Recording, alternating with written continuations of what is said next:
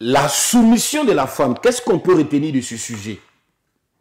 La soumission de la femme. L'Écriture dit, je vous rappelle que dans l'ancienne alliance, je vous rappelle que dans le monde parfait, dans le monde où tout était parfait, je parle du monde de Genèse 1, Genèse 2 et Genèse 3, une partie de Genèse 3 naturellement.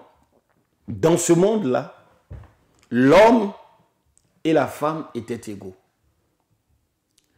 C'est après que le serpent, ayant séduit la femme, et que cette femme, ayant amené le péché sur la scène, on va maintenant aller dans Genèse 3,15. Alors Dieu va établir les nouvelles règles.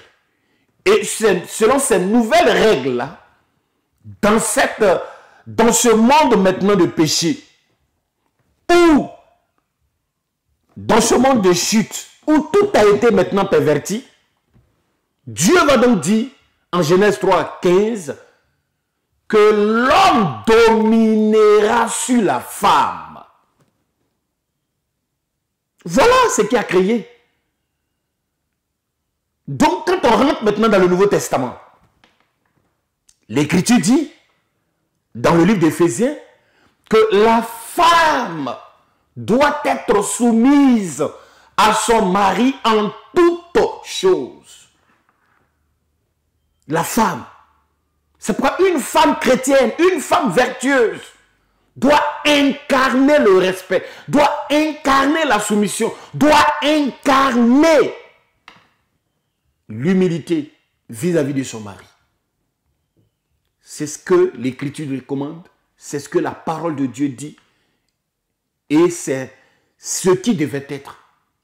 Mais force est de constater aujourd'hui, avec la mondanité dans laquelle nous sommes, la femme aujourd'hui, parce que c'est ça, puisque nous sommes à la fin, et à la fin nous retournons à la case de départ, et le diable est en train de monter à la tête de la femme aujourd'hui avec ces expressions qu'on entend aujourd'hui, ça et là, l'émancipation, qui fait croire que l'homme et la femme sont égaux. Non! Dans cette alliance dans laquelle nous sommes, l'homme et la femme ne seront jamais égaux. C'est en cela que la Bible dit que la femme doit être soumise à l'homme. Et cela en toutes choses. Merci.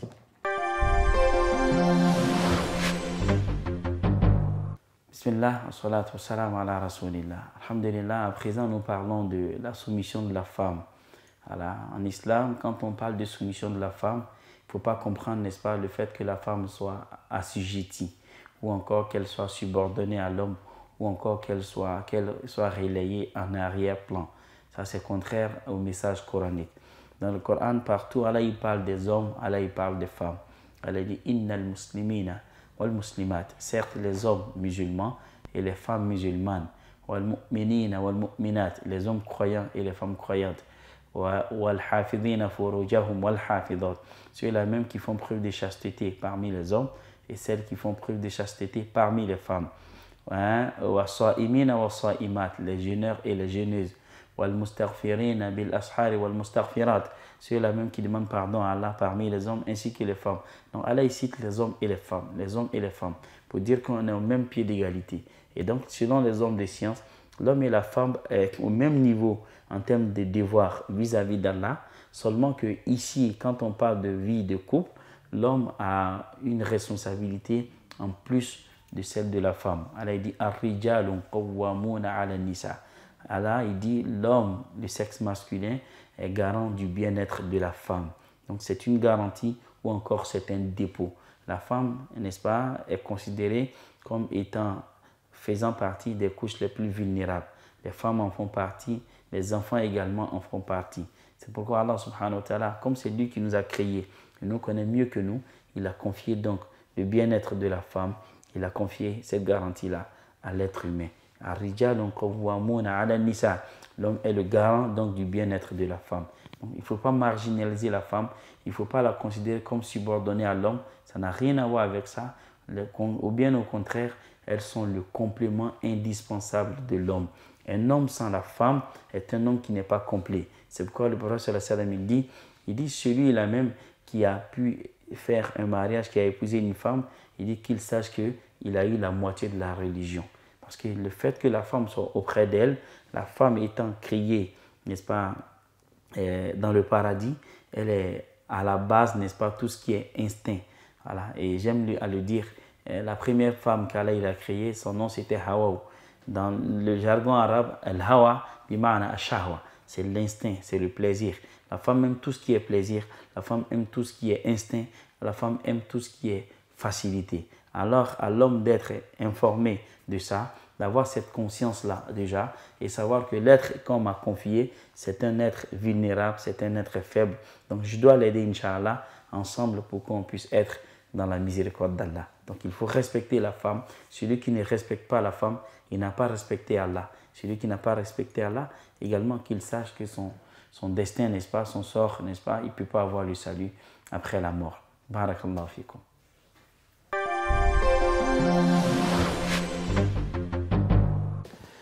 Bismillahirrahmanirrahim. Wa salatu wa salam ala rasulillah wa ala alihi wa sahbihi wa sallama tasliman kathira.